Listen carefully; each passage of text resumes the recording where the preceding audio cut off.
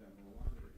With extreme cardiac dysfunction on ECMO support, Go full screen on that. and the aortic valve is not opening, the blood being pumped through this cannula provides 100% of the patient's blood flow. In this scenario, there's no mixing of the two circulations since no circulatory support is being provided by the native heart. Upon return of cardiac function, when the heart starts to beat and the aortic valve begins to open, the situation becomes quite unique. Because the peripherally placed ECMO cannula is pumping blood in a direction that is retrograde to the native blood flow, the two circulations merge or mix together in a location somewhere between the aortic valve and the arterial cannula. As left ventricular function is restored and contractility increases, the mixing cloud may shift distally in the aorta towards the arterial cannula. The same shift can occur if the ECMO blood flow is decreased. Conversely, as ECMO blood flow is increased, or as left ventricular function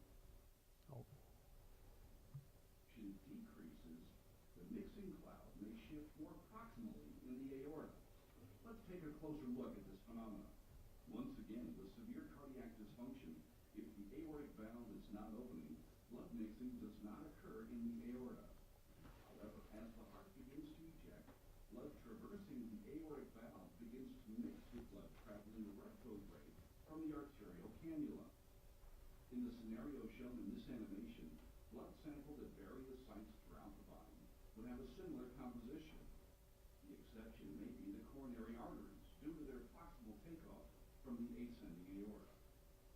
As the heart contracts more and more forcefully, or as ECMO flows decrease, the location of the mixing cloud can migrate more distally in the aorta.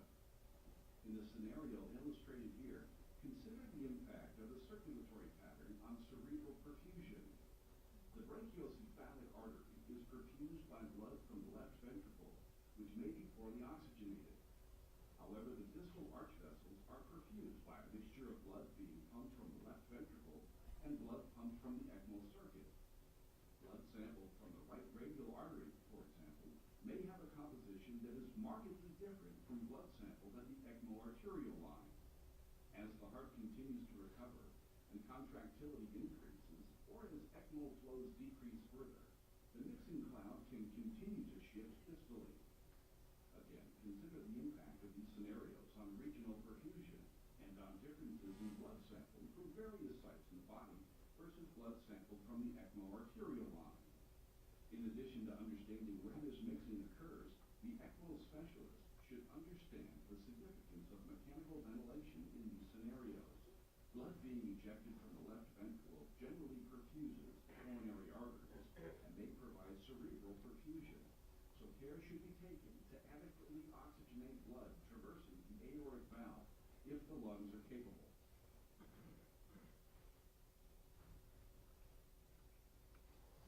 So that just kind of gives you a general idea of what's going on with VA cannulation.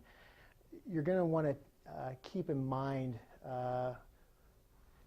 like in the pediatric population with your congenital hearts, many times we'll measure pre and post ductal saturations. It's not a bad idea when a patient's on VA ECMO to maybe measure oxygen saturation on the right hand, oxygen saturation on the left hand, oxygen saturation on the foot, because those numbers can be really different. And if the oxygen saturation on your right hand is low, that could be an indication that maybe we're not perfusing the heart and or the brain with an adequate amount of oxygen. And in that case, we're going to have to start to adjust the ventilator so that we're adequately perfusing those areas with adequate amounts of oxygen. So when can we come off ECMO? Well, have the lungs improved? We'll be taking daily chest x-rays. Can they tolerate stimulation activity without their SVO2 hitting the tank and their saturations going down? We'll start to decrease pump flow and sweep for the delivery of oxygen and see if the body can actually kind of do it on its own. When we trial off VV ECMO, it's really simple. We just shut off the sweep gas. The blood's basically being pumped from and returned to the same area, so that's not affected at all, and we can actually see what the lungs can do on their own. And if the lungs aren't ready, we just turn the sweep gas back on again. This didn't occur at our hospital. This is actually from Toronto, but it was an easy picture to grab in public domain. This is a patient actually on ECMO. You can see the cannulas are coming out of the neck. They're on a treadmill. We actually do this at our facility as well. We get our patients up and we walk them. We find that their lungs improve dramatically when we start mobilizing them. So early mobilization is kind of key. But if they're able to get up and maneuver around and maintain their oxygen saturation, their venous saturation, without much support, then maybe they're ready to come off. This is another case. This is in Baylor. Patients actually just kind of wandering around the unit with an ECMO pump. It usually takes an army. It takes about 6 to 8 people to do this, but we found their outcomes are dramatically better if we can actually get them up and move them. When can we come off VA support? It's a little bit different. You can't just shut the sweep gas off because you're returning blood back to the aorta. If you shut the sweep gas off, when you're returning blood to the aorta, you're actually injecting deoxygenated blood back into the aorta. You're actually making it more difficult for the patient at full flows. So what we have to do is we have to gradually decrease the sweep down in the quarter-inch circuit with our little ones down to about 200, 3/8 about 500 cc's. And then if they're still maintaining, we'll use Hoffman clamps in different areas on the circuit to slowly decrease flow until we're completely clamped off. And then we'll just see how the native cardiac function does. If it doesn't maintain pulsatility or blood pressures without heavy inotropes, then we may need to stay on a little bit longer. Coagulation, we're not going to go through this a whole lot. It's extremely complicated. There's a billion tests you have to do. This is me dealing with anticoagulation. If you walk by and I'm at an ECMO pump and my head's in my hand, it's because the patient's bleeding and the circuit's clotting and I don't know what the heck to do. We have to do all of these tests. Sometimes they don't correlate at all, and so it's complicated. Oh my God, no, please don't. Anyway, the main thing is many times we'll run these patients if they have a bleeding issue without heparin, but all the rest of our patients we heparinize. And because of that, they're at a risk for bleeding. All ECMO patients bleed at one point or another. It's just kind of the nature of it. And so what you have to, as a clinician, as a respiratory practitioner, is to keep that in mind. So we're not going to poke them for ABGs. We're not going to poke them for blood sugars. We're not going to poke them for any reason.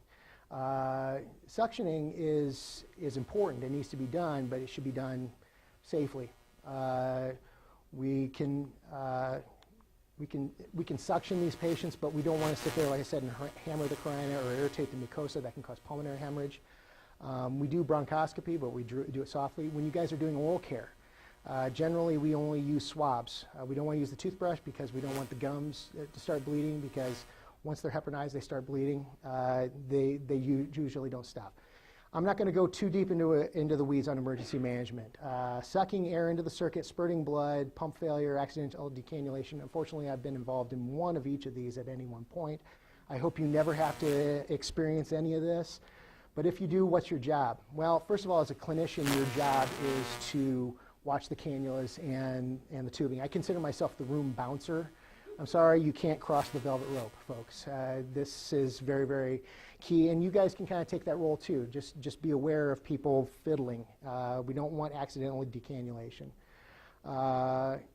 You want to, if you're ever moving the patient, we stabilize the airway. We always consider about that, but you may need to help stabilize the cannulas. If an emergency happens, what do? Well, we need to clamp off. Okay, and anybody can do this. We've got 2 big tubes that are pumping blood. There's usually clamps right next to them. Grab clamps and clamp off. If I'm unable to because I'm looking at the cannula or something, the respiratory therapist can help with this. And then you basically treat it like a code, like any other code. We're now off life support, so these patients need to have pressors ready, volume ready, compressions, shocking. Emergency vent settings are key. We generally have discuss that with the physician, and they have to be taped on the ventilator. So we'll immediately turn to emergency vent settings. However, a lot of the time, we don't even mess with that. We'll go straight to bagging. And like I said, you treat it like a code. So in conclusion, ECMO is an effective support therapy for patients with severe respiratory or cardiac failure, either or.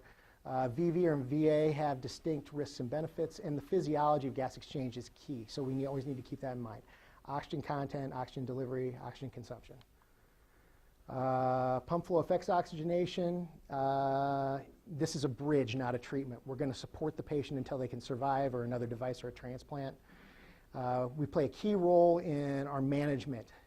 I'm going to say above all, talk to us. I'm a huge nerd. I love talking about this stuff. So come to the bedside. Let's sit down and let's talk about this really, really complex patient we're trying to manage. Usually you, me, the managing physician, nurse practitioner can all come together and we can come to an idea about what we're trying to accomplish. And this is my email. If anybody else has any other questions, you can feel free to contact me at any time about ECMO, the ECMO program, or anything else like that. Thank you. Thank you.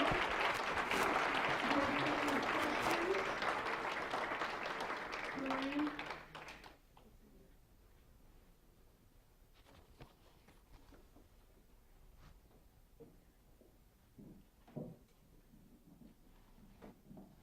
With your pulmonary hypertension infant patient, I worked with it years ago. Everything's newer now, but nitric oxide with your VV patient, we would leave these patients on high frequency and nitric. In the event that you would switch to VA, we typically discontinued any nitric.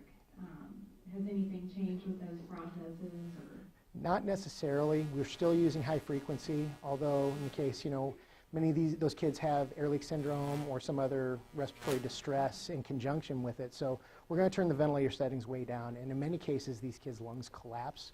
So you can continue with nitric, but probably not a lot of it's going to be making it into the pulmonary vasculature. So a lot of times we'll just shut the nitric off. We'll leave it in line still in case something happens. And then when you get close to weaning them off, we'll start to reinflate their lungs. We'll increase the MAP on that high-frequency ventilator, and then we'll increase the nitric to try to keep that pulmonary hypertension from creeping back in. So the treatment for pulmonary hypertension is pretty much the same or similar. Any other questions? All right. Well, thank you, Ryan. Thanks. Yes.